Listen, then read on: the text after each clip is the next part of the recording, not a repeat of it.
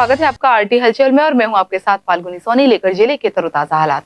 चलिए सबसे पहले नजर डालते हैं आज की हेडलाइंस पर। अवैध खनन के खिलाफ बड़ी कार्यवाही, राजघाट पर 250 ट्रॉली रेत हुई जब्त।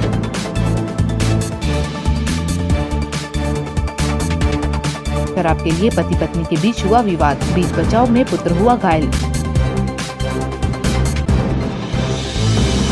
राखी पर्व पर बाजारों में बड़ी चहल पहल, सोशल डिस्टेंसिंग का नहीं हुआ पालन। खकनार क्षेत्र में नेपा एसडीएम ने की कार्यवाही, 500 ट्रॉली रेत हुई जब्त। और अब गतिविधियां विस्तार के साथ।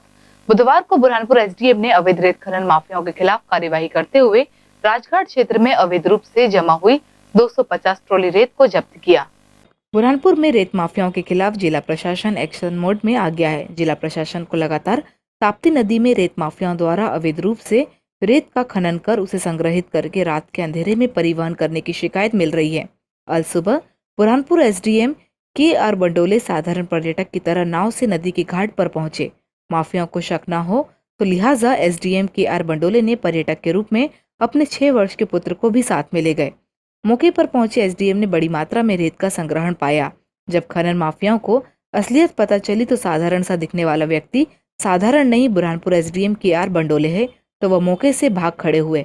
एसडीएम की सूचना पर मौके पर पुलिस और राजस्व खनिज विभाग का अमला पहुंचा और खनिज विभाग ने करीब 250 ट्रैक्टर ट्रॉली अवैध रूप संग्रहित रेत की, जिसकी कीमत 7 लाख रुपए आंकी गई है, को पंचनामा बनाया गया। ये काफ़ी दिनों से शिकायत आ रही थी कि यहाँ पे जो राजघाट के सामने है, यहाँ पे लोगों के द्वारा रेत का अवैध खनन और परिवहन किया जा रहा है।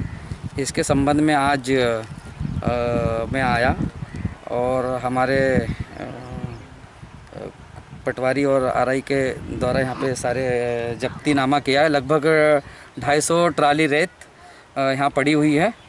चूँकि रेत एक साथ नहीं है, 10-12 ट्रिप यहाँ, फिर 4-6 वहाँ, ऐसे करके टुकड़ों में 250 ट्रिप रेत पड़ी हुई है। और रेत माफियाओं ने बड़े बड़े गड्ढे कर दिए और ये गड्ढे जानलेवा भी है, क्योंकि हो सकता है कभी कोई यहाँ पे रात में निकले तो अगर मान लीजिए गिरता है तो जान भी जा सकती है। बुधवार को शहर में हुई तेज बरसात ने शहर की सड़कों को तरबतर कर दिया। वहीं खेतों में फसलों के लिए ये पानी अमृत बन गया है।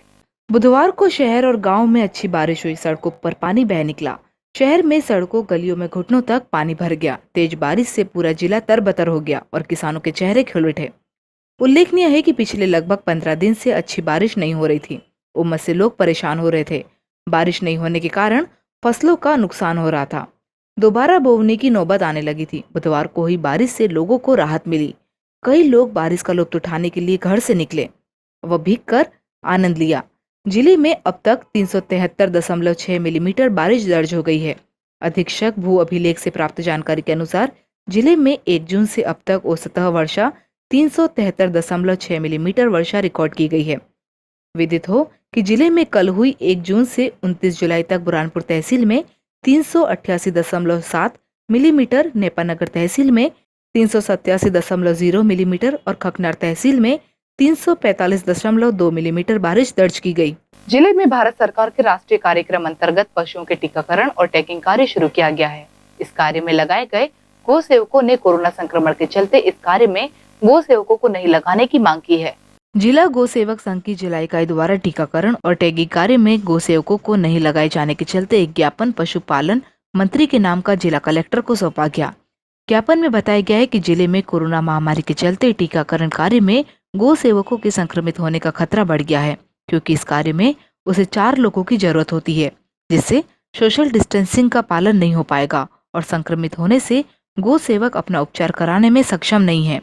पशु चिकित्सा विभाग द्वारा राष्ट्रीय कार्यक्रम एक चलाया जा रहा है, एफएमडी कार्यक्रम, जिसमें गौसेवकों द्वारा टीकाकरण करवाए जाने की मंशा प्रशासन रखता है, ताकि उसमें गौसेवकों को बहुत ही कम मानदेय दिया जा रहा है। जानवरों को टैगिंग करते समय या वैक्सीनेशन करते समय यदि हमारा कोई साथी वहाँ दुर्घटनाग्रस्त हो जाता है तो उसका भी कोई उनके इलाज हेतु कोई ऐसा प्रावधान नहीं किया गया है। हमारी मांगे हैं कि गौ सेवकों का बीमा करवाया जाए, उन्हें उचित मूल्य उसका दिया जाए। वैक्सीनेशन शराब के लिए रुपए मांगने से हुए विवाद में पिता ने पुत्र को बीच बचाव के दौरान मारपीट कर घायल कर दिया। घायल पुत्र को इलाज के लिए जिला अस्पताल में भर्ती कराया गया है। शराब पीने के लिए पत्नी से रुपए नहीं मिलने से नाराज पति ने अपनी पत्नी के साथ मारपीट की। इस दौरान बीच बचाव के लिए आए 16 वर्षीय पुत्र को पिता ने मारना शुरू कर दिया।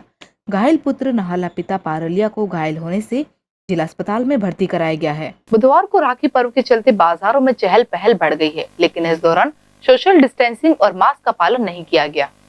भाई बहन के पर्व राखी को लेकर शहर के बाजारों में चहल पहल बढ़ गई है। महिलाएं और युवतियां अपने भाइयों की कलाई के लिए राखी खरीदने के लिए दुकानों पर पहुंचने लगी है। शहर में जगह जगह लोगों की भीड़ के चलते लोग सोशल डिस्टेंसिंग की धज्जियां उड़ाते हुए नजर आ रहे हैं। साथ ही दुकानदारों ने अपने मुंह पर मास्क भी नहीं लगा रखा है। ऐसे में कोरोना से कैसे बचा जा सकता है? आपको बता दें कि जिले में कोरोना पॉजिटिव की संख्या दिन पर दिन बढ़ती जा रही है। शहर में राखी खरीदने आए लोग सोशल डिस्टेंसिंग की धज्जियां और मुंह पर मास्क नहीं लगा रहे हैं। ऐसे में पुलिस ने दुकानदारों सहित बिना मास्क वाले लोगों पर कार्यवाही करना शुरू कर दी है। जिले की नेपानगर विधानसभा सीट रिक्त होने के बाद कांग्रेस संगठन ने चुनाव की तैयारियां शुरू कर दी है। बुधवार को देड़तलाई में कांग्रेसी कार्यकर्ताओं की एक बैठक संपन्न हुई। नेपानगर विधायक की पूर्व विधायक सुमित्रा कासडेकर के इस्तीफा देने के बाद बीजेपी ज्वाइन करने से उपचुनाव की स्थिति बन गई है। इसको लेकर नेपानगर विधानसभा की ग्राम देड़तलाई में कांग्रेसियों की बैठक हुई, जिसमें विधानसभा प्रभारी R.K. दोगने, पूर्व विधायक हारदा सहित संगठन के बड़े बड़े कार्यकर्ता मौजूद रहे। कार्यक्रम में संगठन को मजबूत करने के लिए चर्चा की गई और कुछ नाराज कार्यकर्ता थे उनको समझाया और आगामी होने वाले उपचुनाव के लिए सभी को मिलकर मेहनत करने के लिए कहा गया। सभी कार्यकर्ताओं से मुलाकात करने के बाद उन्होंने मीडिया से चर्चा की। उन्होंने बताया कि अभी संगठन को मजबूत करने के लिए मंडल स्तर पर बैठकों का दौर चल रहा है। बहुत ही जल्द उपचुनाव के लिए उम्मीदवार का चयन भी सभी की सहमति से होगा। पार्टी में गुटबाजी को लेकर उन्होंने कहा कि अभी पार्टी का जो भी निर्णय आएगा उसको सभी मान्य करेंगे और जो बड़े नेता पिछली बार बागी होकर निर्दलीय फॉर्म भरकर चुनाव लड़ने की तैयारी में थे उनको भी हमने साथ में लेकर बैठक कर रहे हैं। विधायकों के पार्टी को छोड़कर बीजेपी में शामिल होने पर उन्होंने बताया कि इसमें कांग्रेस पार्टी की कोई कमजोरी नहीं है। कैंडिडेट खुद लालच में आकर बीजेपी ज्वाइन कर रहे हैं। देड़तलाई की सुमित्रा कासडेकर के लिए उन्होंने कहा कि एक महिला है और महिलाओं का सम्मान करना हमारे संस्कार और देश की संस्कृति है। उनके लिए मैं इतना ही कहूंगा कि उन्होंने जो कृत्य किया है वह बहुत गलत है। शहर में अमृत योजना अंतर्गत शहर में हुई रोड की खुदाई से लोगों की परेशानी बढ़ गई है। वहीं ठेकेदार कार्य को तेज गति से पूरा करने के बजाय ढिलाई बरत रहा है। शहर में चल रही अमृत योजना बरसात के चलते अब लोगों की मुसीबत बन गई है। फवारा चौक से लेकर किला रोड तक पाइप डालने का काम किया जा रहा है, जिसमें रोड को खोद दिया गया है। सुरक्षा की दृष्टि से आने जाने वाले लोगों के लिए कोई वैकल्पिक रास्ता छोड़ा नहीं गया है, जिससे आने जाने वाले लोगों को काफी परेशानियों का सामना करना पड़ रहा है। सूत्रों की माने तो ठेकेदार ढिलाई से काम कर रहा है, जिसके चलते अब अमृत योजना लोगों के लिए मुसीबत का सबब बन रही है। जगह जगह रोड में खुदे हुए गड्ढे खुले पड़े हुए हैं। बारिश का समय है, ऐसे में अगर बारिश ज्यादा होती है तो गड्ढों में पानी भर जाएगा और गड्ढे पानी में तब्दील हो जाएंगे, जिससे कि कभी भी कोई भी पैदल या बाइक सवार उस गड्ढे में गिर सकता है और कोई जनहानि भी हो सकती है। जिले में शुरू हुए अवैध रेत माफियाओं के खिलाफ अभियान में नेपा एसडीएम द्वारा लगातार कार्यवाही की जा रही है। बुधवार को खकनार क्षेत्र में एसडीएम ने 500 ट्रॉली रेत की जब्त की है। जिले में अवैध रेत खनन माफियाओं के खिलाफ कार्यवाही जारी है। शहर में राजघाट पर कार्यवाही के साथ नेपानगर एसडीएम ने भी बड़ी कार्यवाही खकनार तहसील क्षेत्र के अलग अलग स्थानों पर करते हुए लगभग 500 ट्रॉली रेत का अवैध भंडारण को जब्त किया।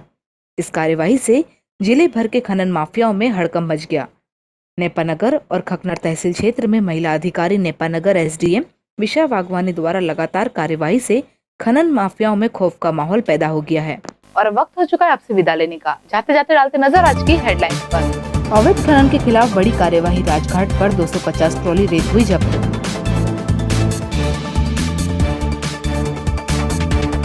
शराब के लिए पति पत्नी के बीच हुआ विवाद, बीच बचाव में पुत्र हुआ घायल। राखी पर्व पर बाजारों में बड़ी चहल पहल, सोशल डिस्टेंसिंग का नहीं हुआ पालन। खकनार क्षेत्र में नेपा एसडीएम ने की कार्यवाही, 500 ट्रॉली रेत हुई जब्त।